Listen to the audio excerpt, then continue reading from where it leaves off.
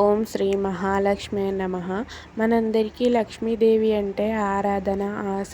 మన ఇల్లు వెలుగుతో నిండిపోవాలి, సుఖశాంతులు రావాలి, ధనం ధాన్యం పెరగాలి అనేది అందరి కోరిక. కానీ ఒక గుట్టు ఉంది. అది ఏమిటంటే లక్ష్మీదేవి ఎలాంటి ఇళ్లలో స్థిరంగా ఉండదు. ఇది మనకెవరో చెప్పలేదు, స్వయంగా శ్రీ విష్ణువు చెప్పిన మాటలు. అవి ఈరోజు మనం విందాం. లక్ష్మీదేవి అనేది ధనప్రదాత మాత్రమే కాదు. ఆమె అనుగ్రహం ఉంటే సంపద వస్తుంది, సుఖం వస్తుంది, శాంతి వస్తుంది. కానీ ఆమె దూరమైతే ధనం ఉన్నా దుర్వినియోగం అవుతుంది. ఇంటి మీద కలహాలు, మనసులో క్షోభ, మాటల్లో అసహనం. అందుకే భగవంతుడు స్పష్టంగా చెప్పాడు, 3 రకాల ఇళ్లలో లక్ష్మి ఎప్పటికీ నిలవదు. విష్ణుమూర్తి వాక్యాలు. అశుభాచార గృహం.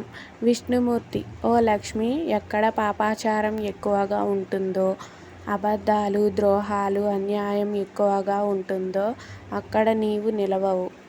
అర్థం: అబద్ధం చెప్పే ఇల్లు, మోసగాళ్ల ఇల్లు, ఇతరుల ఆస్తి తినేవారు ఉండే ఇల్లు, వీటిలో ధనం వచ్చినా నిలబడదు. కథ ఉదాహరణ: ఒక వ్యాపారి తన దుకాణంలో తక్కువ తూకం వేసి ఎక్కువ లాభం సంపాదించేవాడు. డబ్బు వచ్చేది, కానీ అతని ఇంట్లో ఆరోగ్యం అంతంత మాత్రంగానే చెడిపోయేది. శాంతి ఉండేది కాదు. చివరికి అన్నీ కోల్పోయాడు. ఎందుకంటే లక్ష్మి అన్యాయం చూసి నిలబడదు. అశుచిత్వ గృహం. విష్ణుమూర్తి: శుభ్రత లేని చోట నీవు నివసించవు. అర్థం: ఎప్పుడు చెత్త పెరిగిపోతుందో, వంటింటి దగ్గర అశుభ్రత ఉంటుందో, వస్త్రాలు, చెప్పులు చెల్లాచెదురుగా ఉంటాయో లక్ష్మికి అలాంటి ఇల్లు అసహ్యం.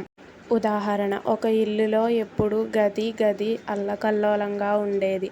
ఆ ఇల్లులో ఎవరు వచ్చినా ఎక్కువసేపు కూర్చోరు. ఆ ఇల్లు డబ్బు ఉండేది కానీ దాని మీద శాంతి ఉండేది కాదు. కానీ పక్కింటి ఒక పేద కుటుంబం ప్రతిరోజు ఇంటిని శుభ్రం చేసుకునేది. వారు పేదరికంలో ఉన్నా సంతోషంగా జీవించేవారు. అందుకే అంటారు, శుభ్రతే లక్ష్మకు ఆహ్వానం. అభక్తి గృహం. విష్ణుమూర్తి: ఎక్కడ నన్ను భక్తితో పూజించరో, ఎక్కడ నిన్ను సత్కరించరో అక్కడ నీకు స్థానం లేదు. అర్థం: దేవుడి పేరు లేని ఇల్లు, దీపం వెలిగించని ఇల్లు, పండుగలు జరగని ఇల్లు, పెద్దలకు గౌరవం లేని ఇల్లు, అక్కడ లక్ష్మి నిలబడదు. కథ ఉదాహరణ: ఒక పెద్ద మనిషి ఇంట్లో ఎంతో ధనం ఉండేది, కానీ పూజలు చేయరు, భక్తి ఉండదు. ఇంట్లో కలహాలు ఎక్కువ. ఒకరోజు ఆస్తి కోర్టు కేసులో పోయింది. మరోవైపు ఒక సాధారణ బ్రాహ్మణుడు ప్రతిరోజు చిన్న దీపం వెలిగించేవాడు. ఆ ఇంట్లో ధనం పెద్దగా లేకపోయినా శాంతి, ఐకమత్యం ఉండేది. అది లక్ష్మీ అనుగ్రహం. అందుకే శ్రీ విష్ణువు చెప్పిన మాటలు స్పష్టంగా మనకు చెబుతున్నాయి. పాపకర్మల ఇల్లు లక్ష్మి ఉండదు.